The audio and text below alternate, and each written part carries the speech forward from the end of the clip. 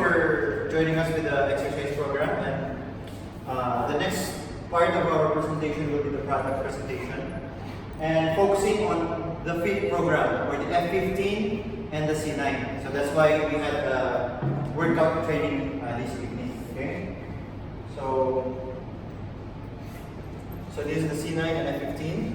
These will be the two products that we will be focusing tonight. So the question is, does it work? Does F15 and C9 work? Let us find out. Before we check if the products are effective, we need to know first the human body. Specifically the digestive system, cardiovascular, and the muscular system. So the first one, the digestive system, is from mouth to anus, from the food that you eat to the feces that you flush out. Okay. It is the intake of your food and the waste discharge. And through this system is where you absorb vitamins, minerals, nutrients from the food that you eat. Okay? So, actually the stomach and the large intestines take part only 10% of digestion. The main part of your digestive system is your small intestines, which partakes 90%.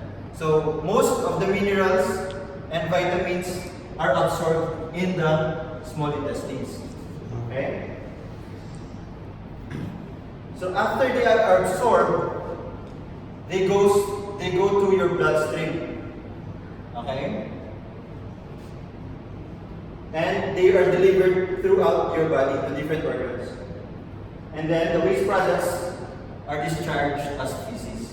Okay.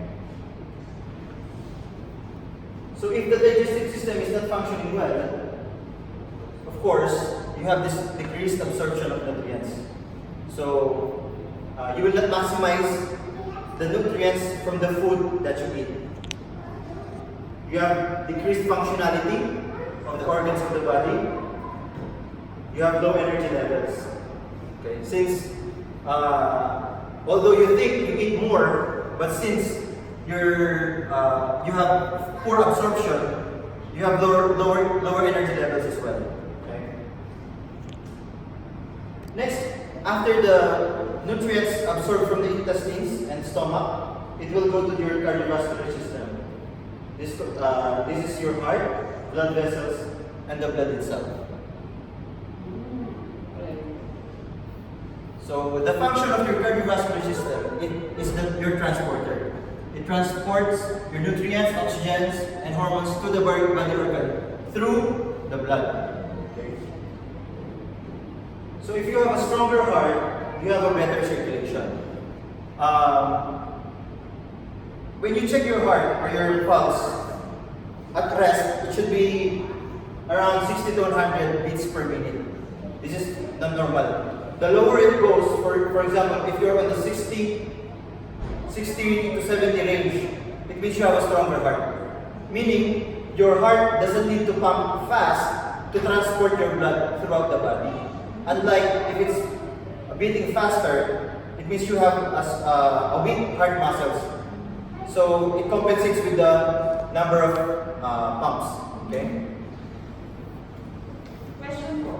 What causes palpitation? Your evidence?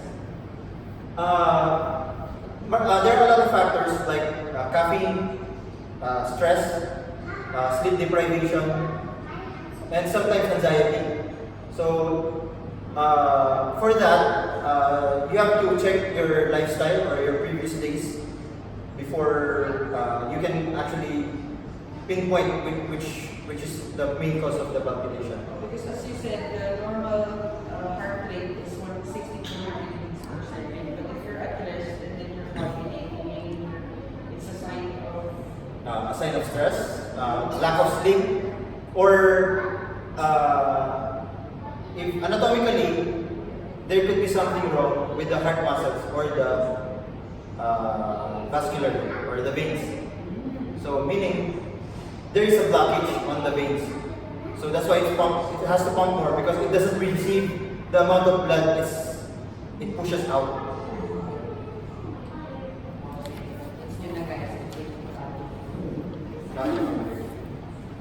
So muscular system, actually there are 3 types of muscle. There's cardiac muscle, which is the heart muscle, smooth muscle, other organs like liver, kidney.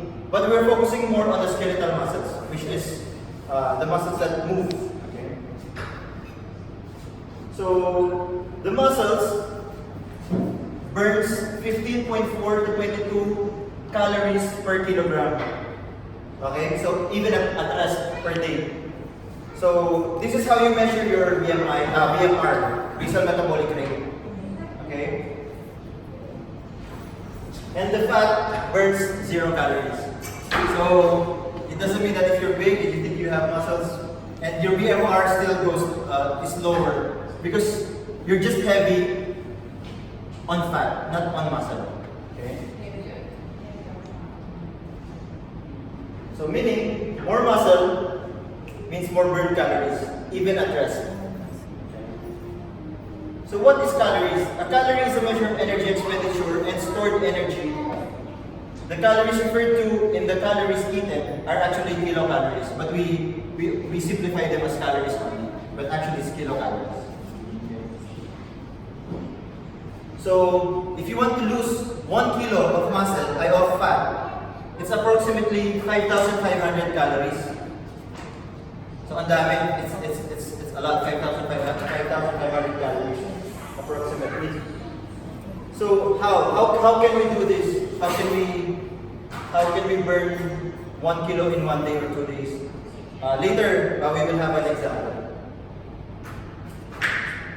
And for us to discuss that one, we will talk about the metabolism. So metabolism is the conversion of the food that you eat into energy. Okay. So metabolism is the process by which your body converts what you eat and drink into energy. So that is why there is a saying that your food is your fuel. Okay. So if you don't eat enough, you don't have enough energy to perform activities. And you are what you eat.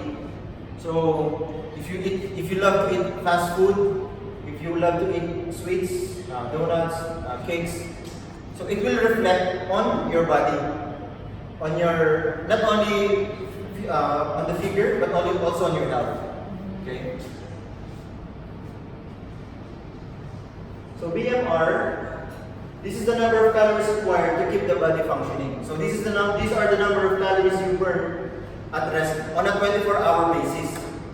Okay? This is at rest. For example, you are asleep for 24 hours.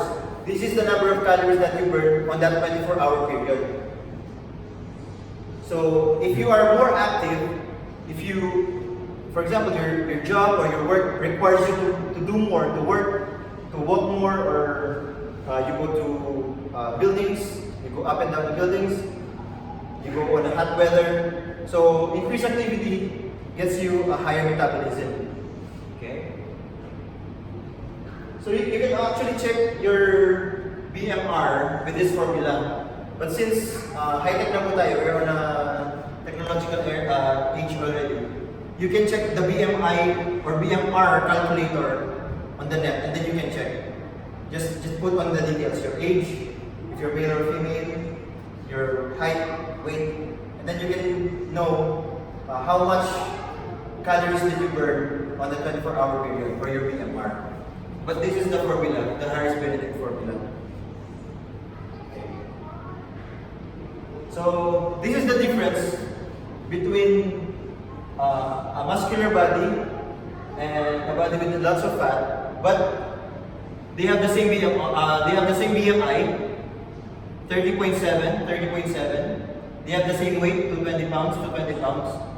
But they have the different fat percentage. This one has 30% of fat. This has 5% of fat. Usually these are bodybuilders. And you can check their BMR. The bodybuilder burns 2,422 calories at rest. And the sedentary man, it's 1,182. So he burns 600 calories more than this one at rest. So that is why we keep on saying that if you add more muscle to your body, you will burn more even at rest. Okay. So that's the difference. Just because that's why BMI is not the only thing that you check when checking for fitness. We have fat calipers where you will check skin folds. There are also machines that check your fat percentage, water percentage, muscles. On health centers, they have these. So, some are free, some you have to pay just very cheap, I think, to check, so that you have your baseline for your fitness goals. And now we will proceed with our products, the C9. So these are what contains your C9. We have the Forever Light Ultra, the protein shake, 2 Forever Gel, our number 1 product. Inside are Garcinia and Forever Term. Yeah. So Forever Aloe Gel. You have two bottles. Forever, this one, the Forever Aloe Gel cleanses your digestive system. It cleans your stomach, your intestines, for better absorption. That's why it is part of your C9 as your jump start to fitness, because it will clean, it will flush out the dirt, the toxins in your body, so that you have a good functioning body for your fitness. Okay? So, and this is not like the other products wherein you will have a diarrhea. It's not like that. Okay? It will flush out the body through the bloodstream, through the fat, through the sweat. It is a systemic cleanse, they're not laxatives. Wherein the laxatives, they harm the outer wall or inner wall of your intestines. Systemic. And when you keep on taking those, eventually you will have ulcer, like stomach ulcer, intestinal ulcer, because you keep on removing the outer layer. Okay. And then the second one is your Forever Fiber, which is you will feel full. You will not feel hungry. Okay? And then the third one is your Forever Therm. Forever Therm and Garcinia, they both boost your metabolism. Okay? So you increase the number of calories you burn even at rest. And number 4 is your Forever Light Ultra. This is a protein shake. We have so now we have 2 flavors, vanilla and chocolate. And so far, Forever Light Ultra is one of the best tasting chocolate I've had. I've tried a lot of different products of protein shakes, but I really love the chocolate flavor of our Forever Light Ultra. And Garcinia, it may help the body burn fat more efficient in suppressing appetite. So it suppresses your appetite or your feel of hunger. So you will not feel hungry even if you don't eat that much. Okay? Later we will explain why. And then, of course, your measuring tape to measure your stomach, chest, thighs, arms as your baseline of before and after. Questions so far? Any clarifications? So, this is your chart wherein you can check. From day one, you have to, because you need to have a baseline. You have to check your before taking the C9, so that you know if it's effective or not. Because how would you know if it's effective if you did not monitor your progress, right? And then you know what's good about C9 and the F15 program? They are very easy to use. Actually, parang spoon feeding na nga eh. They tell you what to eat on breakfast, snack, lunch, dinner. You just have to follow them. And then if you see the back, at the back, it's already stated this is your for breakfast, lunch, dinner. So even if you don't exercise before, even I just buy it now. Even nobody teaches me, I can use it by myself because it's very easy. It's a step-by-step process. Yeah, thank you. And then for the food, for the first 2 days, you have you're only allowed the free foods. Okay, so sorry, so on the day 3, same breakfast, lunch, and dinner. You will note your activities, your duration, the food. The difference of the day 3 and the day 9 is you have a 600 calorie allowance. It is stated there that you eat the 600 calorie allowance evening, right, for dinner. But as I said, I experimented a little bit. I divided it into 200 calories per meal throughout the day. Because for me, I need the calories in the morning. Because we work harder in the morning than the evening. So because we run in the morning, we do the circuit every morning. So I really need the calories. Araw-araw circuit. So these are the free foods that I was talking about. So usually we have lagat, celery, green onion, lettuce, and I have broccoli, cucumber. Actually, this is my favorite, cucumber. These helped me throughout my first 2 days of C9. I just changed the meal prep. I have like cucumber sticks. Like I made like a cereal. Like I mixed with vinegar and salt, pepper to differentiate the taste. Para hindi ka magsama. So you have options. And then you also have your 2 serving foods and 1 serving food. So something okay lang. It's okay because it's fruit. These are healthy. Yes, they are healthy, but they contain sugar. They contain fructose. So if you're on a fat loss, you still have to check the sugar, the calories of the fruits. So, and they are not made the same. So there are fruits that are more sweet than the other. So you have to check which are better for you on your weight loss journey. Okay.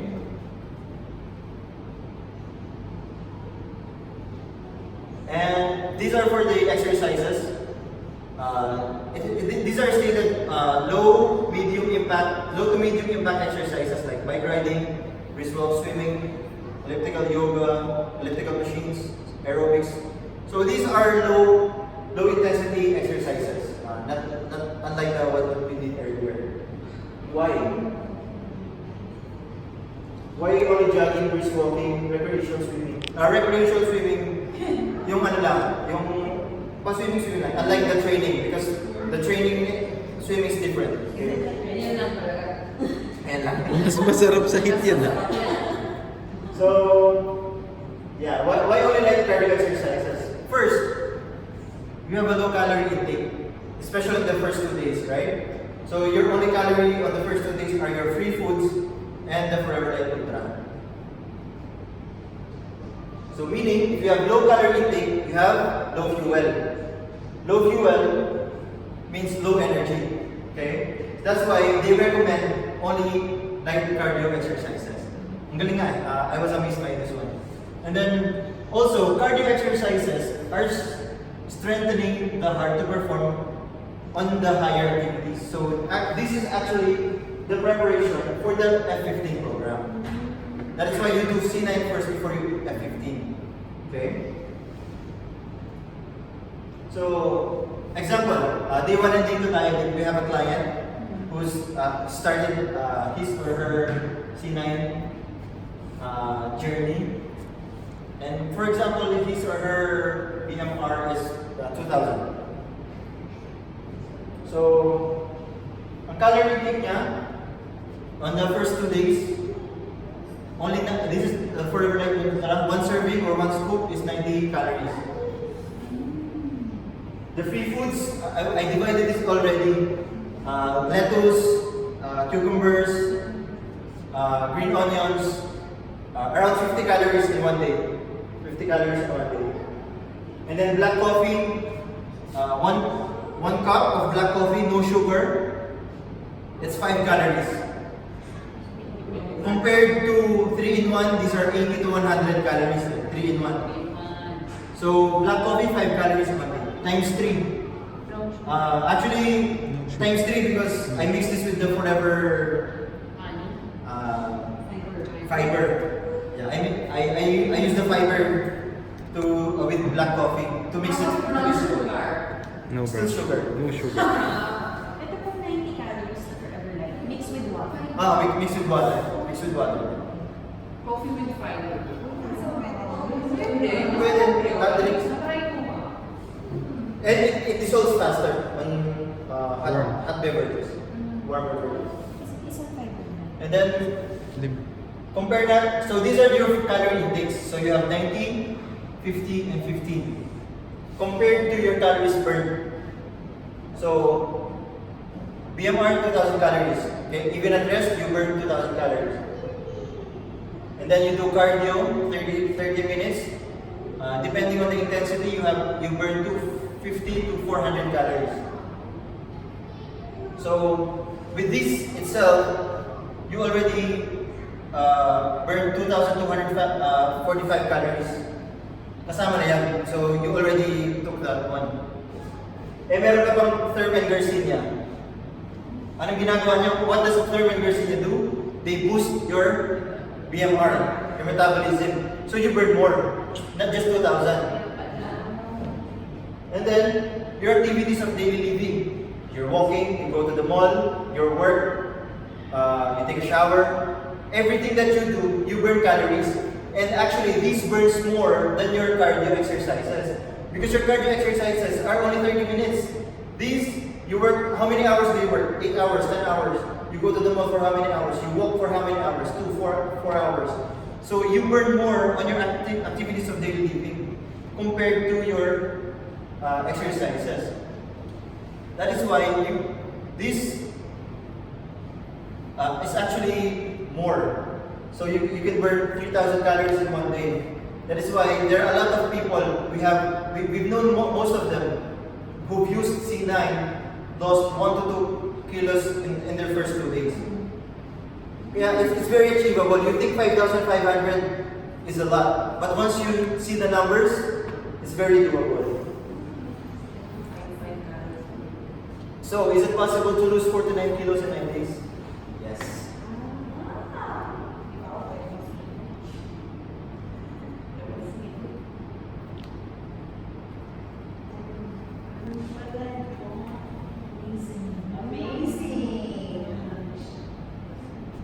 So let's take the next step. So after your C9, we have the F15 program. So the C9 is actually a 9 days weight loss program, and the F15 is 15 days. So as you can see, we have dumbbells and weights already because the programs here are different compared to the C9. We have the F15 beginner, intermediate, and advanced. So depending on your selection, the exercises differ also. And it includes mostly the same of the C9, Allogel, Light Ultra, Forever Term, Garcinia, Fiber, and your information booklet. I'm thinking. Okay. Actually, for motivation lang. Para sa mga gusto mo. Okay, so before you start your F15 program, like the C9, you have to measure first. You always have a baseline, a starting point. Because you will never know where to go if you don't know where you have started. Okay?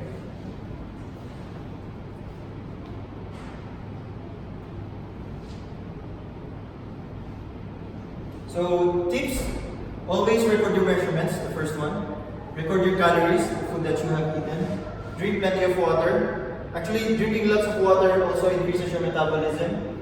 and better circulation, better organ function. So you do more if you have lots of water in your body. And put down the salt shaker. Why? Why you have to lessen the salt? Retains water. Yeah, water retention, exactly. So water weight is very crucial. So you think there are others who are depressed because they're not losing weight, but it's actually water. So they're not losing weight because of the water they eat a lot of salt in their diet. And avoid sodas, carbonated beverages, because these are high in calories, and you will not feel full for a very long time. So after you drink these, after a while you will feel hungry. Coach, kasama ba dyan yung Pilipino? Ba- Pilipino, Yeah, carbonated yun. carbonated water. Oo, yan. It's distilled. Bakit sa keto pwede siya?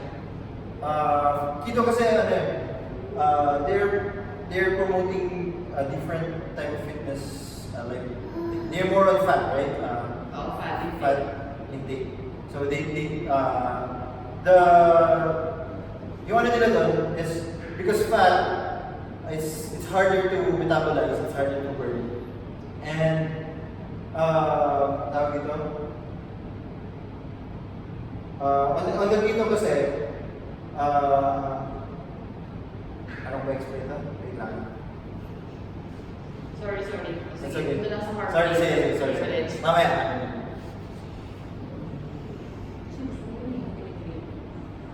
And then the difference with C9 and F15, meron ka ng calories agad. So for F15 beginner 1, you have 1,400 calories for women and 1,900 calories for men. Compared to the C9, first 2 days, only free food, you don't have calorie allowance.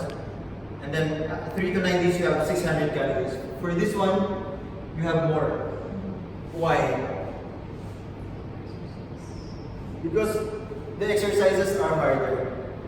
So you will need that fuel to perform the exercises that they recommend. Actually, what we did are around 30 seconds also. And here are 15 to 45 seconds. This is the F15 beginner. So intermediate and advanced has way harder exercises.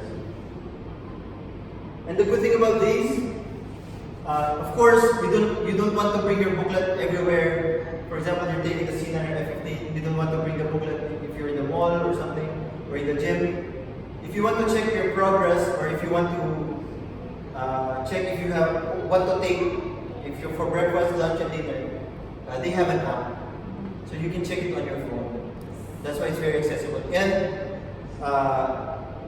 it has also a step-by-step program. So your breakfast, once you click here, it will show what you need to take, and then you can check if you've already taken them. And then snack, so it's very user friendly.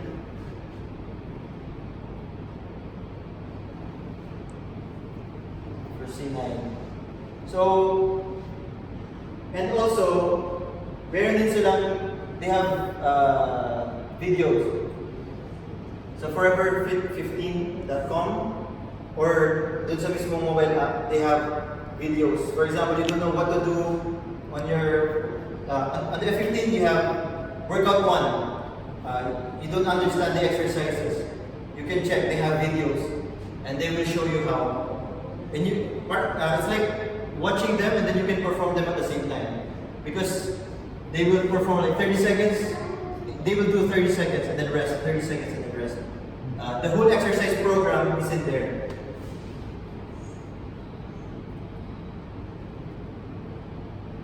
I miss doing those things. So that is why ang ganda, the F15 and C9 program are very, very good weight loss program. They will help you every step of the way. Yeah. And that is my part, and thank you very much.